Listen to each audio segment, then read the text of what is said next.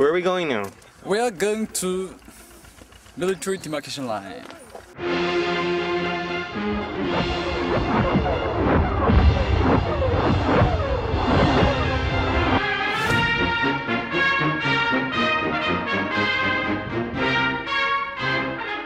Kim Jong-il instructed that the soldiers must remain alert and be prepared for combat as long as the US imperialists exist on this planet. Your political indoctrination continues when the North Koreans take you to their side of the DMZ. And going to the DMZ from the north is a completely different animal than going to the DMZ from the south. From the south, you have to go through checkpoint, checkpoint, checkpoint, checkpoint. On the North Korean side, you go from Pyongyang, it's about a 2.5-hour drive. But when you go there, actually, it's a lot more laid back. Although you do notice on the drive in, there's a hell of a lot more troops on the North Korean side. And everywhere, there's these massive monuments. And you're like, what are those monuments? And they say, oh, they're filled with dynamite. And if there's ever an invasion, they blow up and they fall down and they're tank barriers.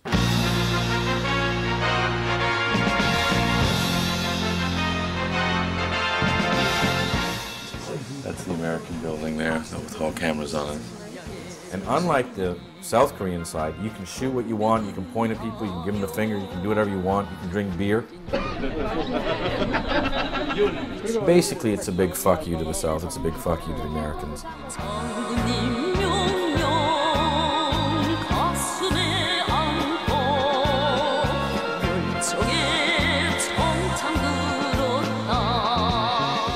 We're in Panmunjom, in the demilitarized zone, where the armistice was signed between the DPRK and the UN.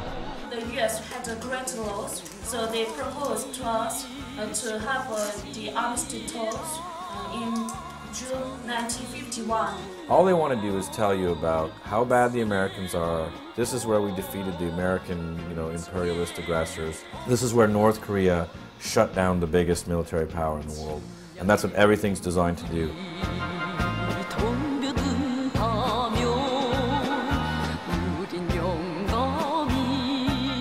We're on night vision because there's no electricity in Panmunjom.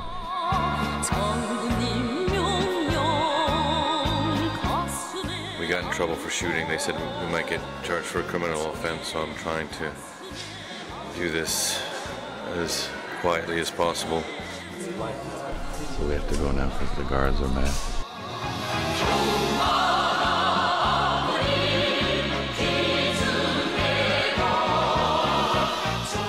All you hear in the DMZ is talk of reunification. So now we are trying to reunify the country as soon as possible. Is this a political thing? Like, are you trying to reunify? They won't mention just reunify, reunify. Do you think one day they will be unified? Of course, yes, why not? The master of the Korean Revolution are the masters of the Korean people. And we have the leader, we have the army, we have the party. At that point you go, these guys are serious, serious dudes.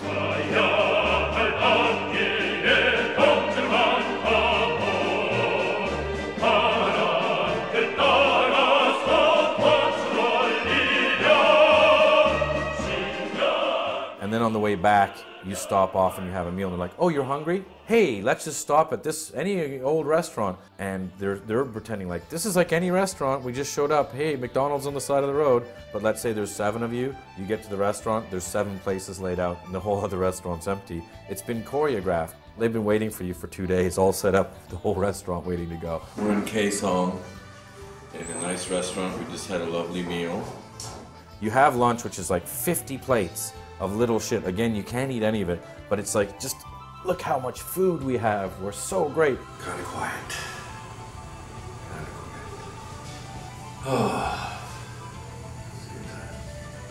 So, your first 2 days there, you're like, crazy food, politics. Crazy food, politics.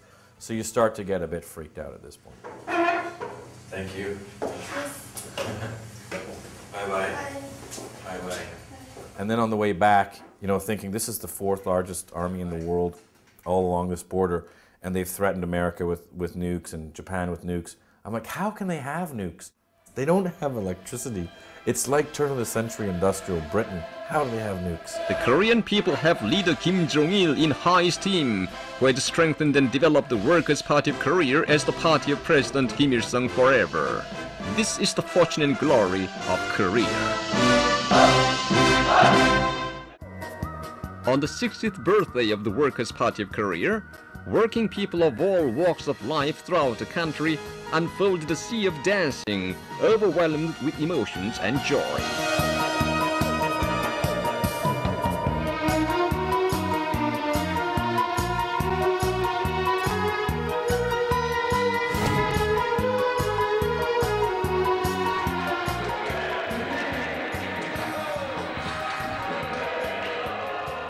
So after driving back from the DMZ and our choreographed lunch, you realize that everything is going to be choreographed. Like, hey, what do you want to do tonight? You want to go out for a few beers? And you're like, hey, this isn't so bad. Sure, let's go out for a few beers. And you go out to the sort of state-sanctioned karaoke place, which is only really for foreigners and really high-ranking party officials.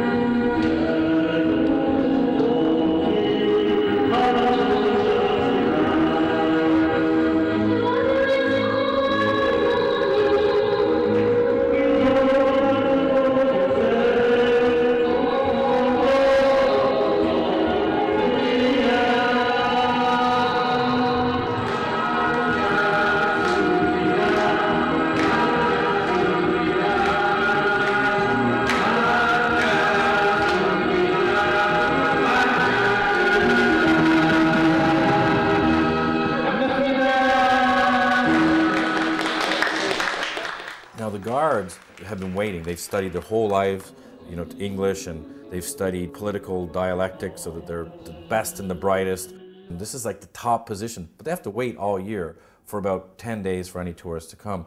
So there's kind of this weird, like they're holding back their excitement because they get to eat and they get to drink and smoke cigarettes and all these great things.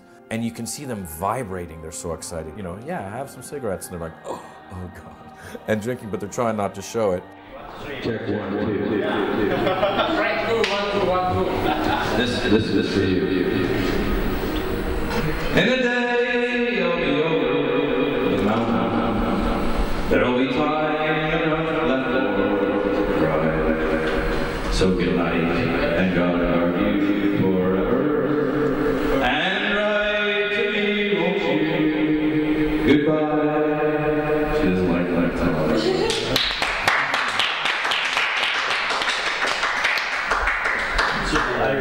Where are we going tomorrow?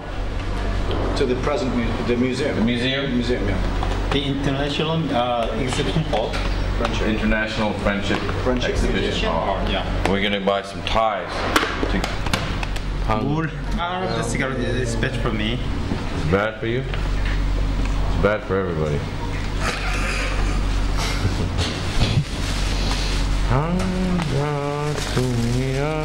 Do you have a cigar? Do you like it? What does it mean? Say hello? I'm glad to meet you. I'm glad to meet you.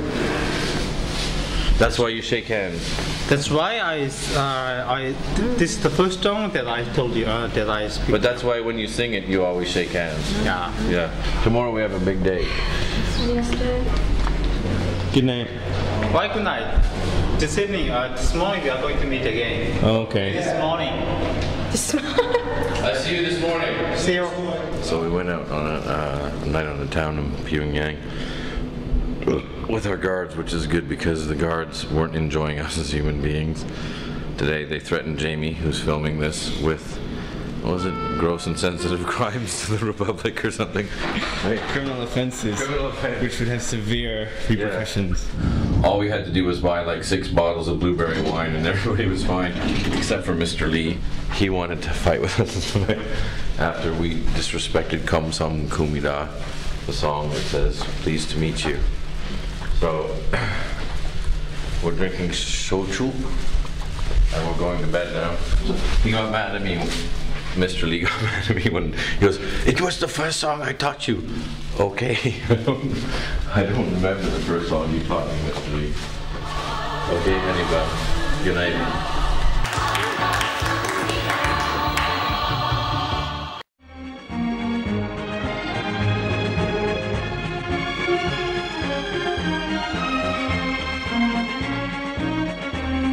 officers and men of the Korean People's Army and people are visiting the statue of President Kim Il-sung with loyal pledge to build surely a strong, prosperous and powerful socialist nation in Korea, true to his behest.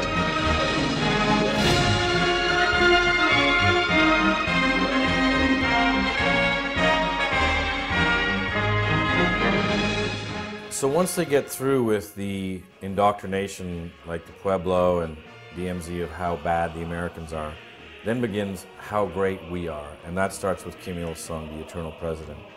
And everybody has to go and pay their respects to the great statue of Kim Il-sung, who, although he's been dead since 1994, is still the president of North Korea.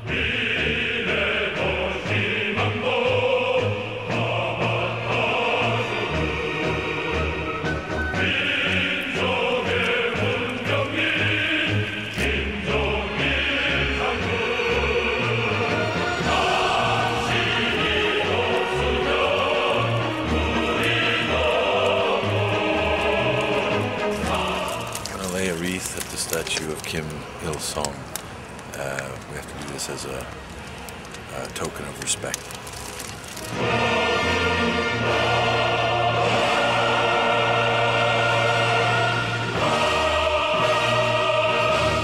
And then they took us 2 hours south of Pyongyang to the International Friendship Exhibition, which is this 2,000-room sort of fortress cut into a mountain, deep into a mountain, like 20 stories down. And what it is it's all these presents that were given or sent to Kim Il-sung by heads of state or foreign dignitaries or notaries. They're so paranoid about anyone finding out about these treasures that they won't let you know where this is, they won't tell you anything, and of course you can't shoot there. And in fact, they got really mad even when we were shooting outside. He took my camera and he said, "How much memory does your camera have?" And I'm like, "Oh, I don't know, 48 megs or something." And he opened it up and he took it out, and I had a 5 gig card because I was shooting actual movies with it on the slide. And he goes, "You're a liar. You lied to me. You know very well that's not true. This is 5 gigs. And even if I had taken pictures down there, which I didn't, they just take out your memory card and say, "Thank you very much." So we're hiding from our guards right now, who don't want us to film anything. We have to keep quiet, and we're allowed to be quiet up here. They're relaxing and having tea right now, so we get a few seconds. We're at the International Friendship Museum, or otherwise known as the International Insanity Museum, where all the presents from all around the world came. And it's like alligators holding trays and all kinds of dead animals and ivory, like huge ivory, and all this gold stuff. They have all this crazy business. And there's so many attractions there, so many treasures, that if you were to stop and look at each one, it would take 1.5 years to get through. Everybody goes on this pilgrimage at one time in their lives, and they wear their best clothes. The women get dressed up in native costume, the men wear their uniforms. And what a benevolent God, because he's sharing all these amazing treasures like he would share them with his children. So they think that every leader in the world thinks that Kim Il-sung is the best. Not that we're mad at them or North Korea is on its own. They think Kim Il-sung is the best. They don't understand that the world is mad at North Korea.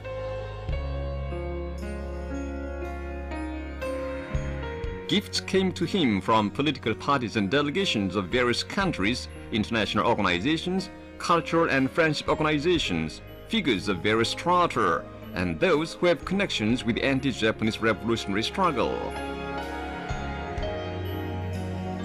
All the gifts are permeated with boundless reverence and praises for Kim Jong-il, who had safeguarded the socialist career and made imperishable contributions to peace and security of mankind and the cause of making the world independent.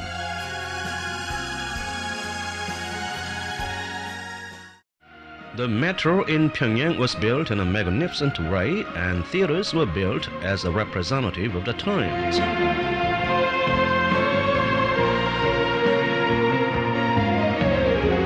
Kim Jong-il's guidance reached construction of Pyongyang Metro, an underground palatial structure.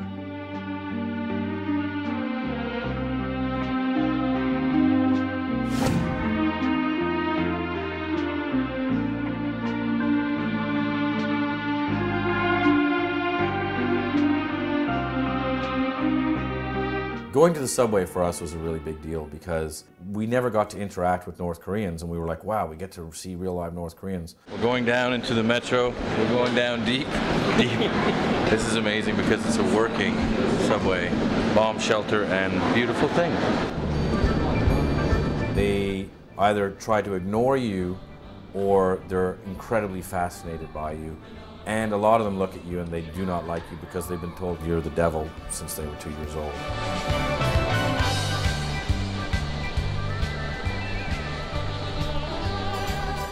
Check out the lights up there. Subways are a big thing in communist countries. I mean, Moscow is famous for its lavish stops on its public transportation system, as is Pyongyang. You know, look at how great our public transport system is.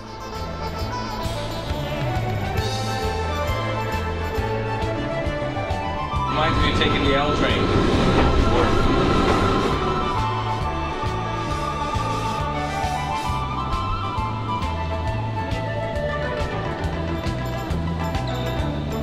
So you get to go from one stop to another stop, both of which are incredibly lavish and over the top.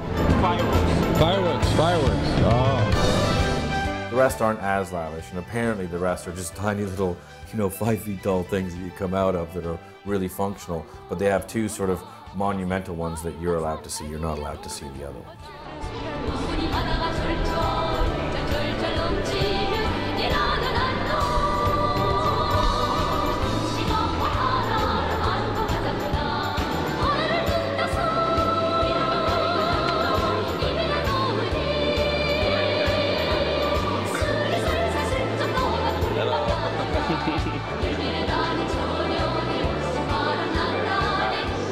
And as you come out, you realize, this is 1950s Russia. This is Soviet Russia. This is Maoist China. I've come back in a time warp. Kim Il-sung and Kim Jong-il worked shoulder to shoulder so as to build on this land a country good to live in. Kim Il-sung once said that Kim Jong-il's ideas, leadership, and traits originated from his love for the people.